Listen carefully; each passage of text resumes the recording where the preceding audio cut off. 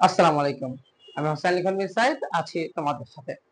গত ক্লাসে আমরা শিখেছি কোন সংখ্যার সাথে যদি 99 কে গুণ করা হয় তাহলে আমরা কিভাবে তার গুণফল সহজে বের করতে পারবো, এবং আজকে আমরা শিখব কিভাবে কোন সংখ্যার সাথে 11 গুণ করা হলে তার গুণফল আমরা সহজে নির্ণয় করব। চলো দেখে আসি। প্রথম প্রশ্নে বলা হয়েছে 42 গুণ 11 সমান সমান কত, দ্বিতীয় প্রশ্নে বলা হয়েছে 47 গুণ 11 সমান সমান কত, এবং তৃতীয় প্রশ্নে বলা হয়েছে 45 গুণ 11 সমান সমান কত। চলো প্রথম প্রশ্ন সলভ করি। 42 গুণন 11, সর্বপ্রথমে 42 কে লিখে নাও,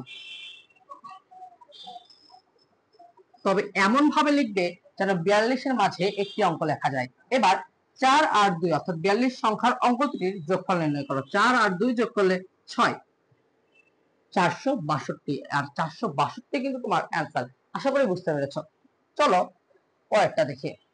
47 গুণন 11, সেই আগের নিয়মের মতো করে 4 আর 7 লেখো, মাঝখানে ফাঁকা দাও।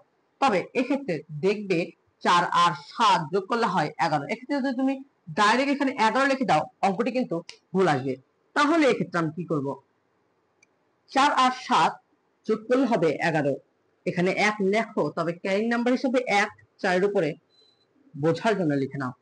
এবার 5 1 7 অর্থাৎ 517, এটাই হচ্ছে অ্যান্সার। আশা করি বুঝতে পেরেছো এবং আজকে ক্লাসটা ভালো লেগেছে। এবং সবার নিচে দেখো একটা প্রশ্ন দেওয়া আছে 45 গুণ 11 সমান সমান কত, এই প্রশ্নের উত্তর নিজেরাই করো। সবাইকে ধন্যবাদ।